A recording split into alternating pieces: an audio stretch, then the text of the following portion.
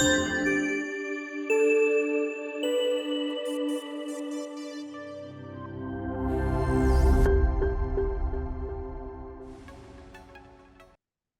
I am Rhysa Sisco. What is the hardest part of wanting to be a podcast guest? You know that you want to share your mission, your message, your zone of genius with this world. But what is stopping you from getting started or getting booked on more podcasts? It's probably feeling confident. Maybe for you, it's the fear of getting rejected, anxiety about what you would say if you did get booked on a podcast, the fear of freezing in the middle of recording and forgetting everything that you wanted to say. Or maybe you are really excited, you want to get booked, but it feels so overwhelming on where to even get started. So you don't actually end up sending out any pitches. When I first started my business, I had so much that I wanted to say. I knew I wanted to be speaking on podcasts and sharing my message and programs with as many people as possible. But I was also scared. I was so nervous to reach out to hosts, to pitch my ideas. I had a lot of imposter syndrome of going, there's a lot of other people who talk about what I talk about, and they've had more experience than I do. So why would anyone want to listen to me? When I did get booked, I was so nervous that every time I started talking, I would forget half of what I wanted to say, or I would start stumbling over words because my thoughts were racing so fast. My palms would be like super sweaty. My heart was racing. I was rambling. I was stumbling over my words and just have that pit in my stomach feeling. And for me, that's what actually kept me from not putting myself out there for longer, not pitching to hosts, not getting booked, and not showing up as confident on episodes. I just knew there had to be a better way. I knew it was possible, but wasn't sure how to get there. What changed everything for me was starting to regulate my nervous system. And when I did that, I learned to feel safe with myself, with communicating and pushing myself out of my comfort zone. And I bet that you want all of that for yourself too. To show up as an expert, as an authority, change people's lives and be more confident while you do it. You're passionate about your mission. You know that if millions of people heard your message, that you would change their life, right? So what's stopping you from reaching millions of people? Fear, doubt, imposter syndrome, panic, anxiety? All of those are emotions from our nervous system. It dictates every thought, feeling, action, reaction, and behavior that we have ever had. So the things that we want most in this world, the big, bold, daring, world-changing dreams, all feel really scary. Our nervous system is actually trying to protect us from anything that could cause us harm. So what does that look like? You feel imposter syndrome and you don't put yourself out there to get booked on a podcast. You struggle to put thoughts and words together once you do start talking. Or maybe everything that you planned on saying, you completely forgot and it all went out the window because you were so nervous. So then you don't exude confidence, authority. People aren't drawn into your world and they maybe then don't follow you on social media, watch your free trainings, or sign up for your programs after they listen to your episode. So all of those fears, doubts, anxiety, nervousness are there because your body is trying to protect you from the unknown.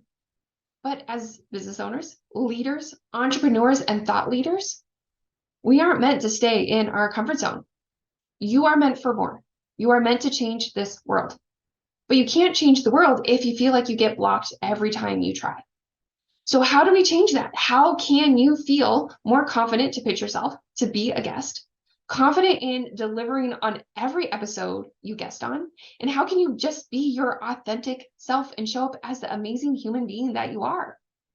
All of those answers are in your nervous system. So when our nervous system feels safe, that's when we show up as our full, confident self. So we don't communicate to our nervous system to tell us that it's safe through words. We use our senses. So if you've ever been extremely angry, like you've snapped, last little straw has broken, and someone came up to you and said, "Don't worry about it. Just calm down. It'll be fine." Did you calm down? No, you probably made yourself feel even worse. You're probably even angrier. We cannot use words. But if you've ever had, again, that really bad, no good, terrible day, and someone came up and gave you a hug and you just relaxed. Your body felt safer. So if you've ever listened to a podcast and you've been really drawn to someone because they were having so much fun, they were so confident, and you just wanted to be in their world, it probably wasn't because they were disconnected, timid, or nervous. It was because they were regulated. And that allowed them and you to have that connection. And for you as a guest on a podcast, that's what you want to create. You want to create that connection with that audience so they hear your mission and they want to be part of your world. So how can you do that? How can you show up with more confidence? So here's 3 steps. 1, identify the nervous system state that you're in. 2, have tools that actually help you regulate. And 3, know when to use those tools. So first step, I created the emotional regulation triangle, and it breaks everything that you need to know about the nervous system into 5 colors: green, red, yellow, blue, purple. Green, happy, connected, joyful, calm, confident.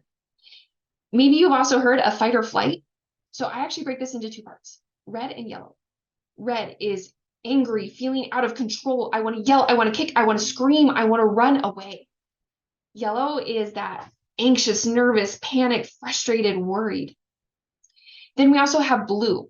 You're excited, but you're overwhelmed. You want to get started and sending out pitches, but it feels really overwhelming, so you don't do it. You want to, but you can't. This is called freeze. And then purple. This is depressed, disconnected, no energy, apathy. Maybe in this state, you struggle just to even get off the couch. You struggle to connect with people. So it's so important that you know what state you're in, so then you can pick the right tools. So if you're in purple, if you're in shutdown, your breathing has already slowed down. So if you try and do deep breathing, you're going to feel worse because you're going to shut your body down even more. What about if you're in red? You're already like really angry. You have snapped, and then you try and do deep breathing. You're going to also feel worse. So red is like a bear is 5 feet behind you and it's about to attack. You are either going to run or fight for your life. You would not stop to take deep breaths, to meditate, to journal about how you're feeling, right? This is why deep breathing when you're angry doesn't work. So instead, you actually need to move your body. So that leads us into step number 2, creating a toolbox that actually matches the state that you are in. So tools, they're anything that tap into your senses: movement, sight, sound, smell, touch, taste. So I recommend grab a sheet of paper right now. Make 6 columns with the different senses at the top: movement, sight, sound, smell, touch, and taste. And what you're going to do is make a list of 3 to 5 things that you like from each of those categories. So for movement, you go for walks, yoga, hiking, playing with your dogs. Smell is you're like, I love the smell of coffee first thing in the morning. Or you have a favorite perfume that you always wear that just makes you feel amazing. Or a candle that you like to light. So do that for each of the 6 categories. Next to each one, write down, does it make you feel calmer, more present, or a mix of both? For the ones that make you feel calmer, put those in your toolbox for yellow when you need to calm down. For those that make you feel more present, those are great tools for purple when you're feeling disconnected from your body. So now you've just created a toolbox of 15 to 25 sensory tools that you can use in any state that you're in. So tools can be something that take as little as 3 to 5 seconds. They don't just have to be a long walk, a bubble bath, or meditation. It can be as simple as having a spray on your desk, spraying it, and helping you feel calmer, more confident right before you start recording your podcast. That takes as little as 5 seconds, but it can completely change how you feel. So some example toolboxes: yellow. You get up and walk around your office a couple times. You light a candle. You look at your favorite pictures from your last vacation. All of those things help you feel calmer, help you feel more regulated. So this could be something that you do right before you start recording a podcast. You might do one tool. You might even create a ritual of a couple of tools. So right before I recorded this, I sprayed my favorite spray. I did some deep breathing and did some deep pressure. Those all signal to my body to calm down, to be more regulated, so I could show up as more confident. What about purple? You start with slower movements like shaking your head, yes or no, doing some gentle stretching, just feeling more connected with your body. It could be you watch that hilarious clip from The Office that you watched 500 times, but it makes you laugh every single time. It makes you feel more present, more engaged. So then you can show up, feel more confident, and start sending out those podcast pitches and get booked. Red. So we already know red, you need to move your body, do a workout, go for a run, hike, dance. This is going to release all of that pent up energy that's been stored in your body. So again, remember that you need to release that energy, and then you can focus on calming down. And then blue. So blue is that mix of yellow and purple. So you're probably going to use a combination of tools.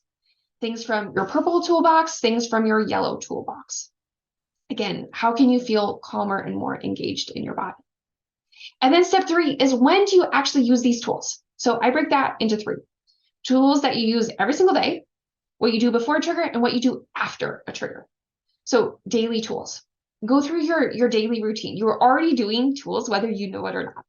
Because you're like, I drink coffee first thing in the morning. You take a shower, you go for a walk at lunch. Maybe you play with your kids, you watch TV before bed.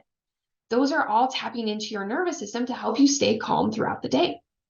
You can also look at through your day. If you're like, I get super stressed at 3 p.m. every single day, is maybe you need to add in some tools leading up to that. What you do before a trigger. So you're like, okay, I know every single time I'm about to record a podcast, I get really nervous. Maybe you have 2 or 3 tools that you do right before to feel calmer, so you feel more confident and you can record that amazing episode. And then what do you do after trigger? Maybe the host cancels at the last minute unexpectedly, and you're angry and upset because you're like, I was so ready. I was ready to record. So maybe for you, you need to go move your body, go for a walk, and then you can come back and respond or reschedule. So that is the 3-step framework. 1, identify your state: green, red, yellow, blue, purple. 2, have a toolbox for each of those states, so that way you can be confident no matter how you're feeling that day. And then 3, know when and how to use those tools.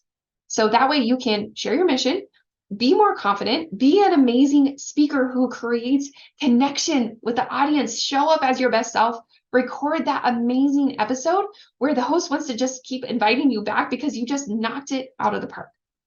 This is the power of regulating your nervous system as a podcast guest.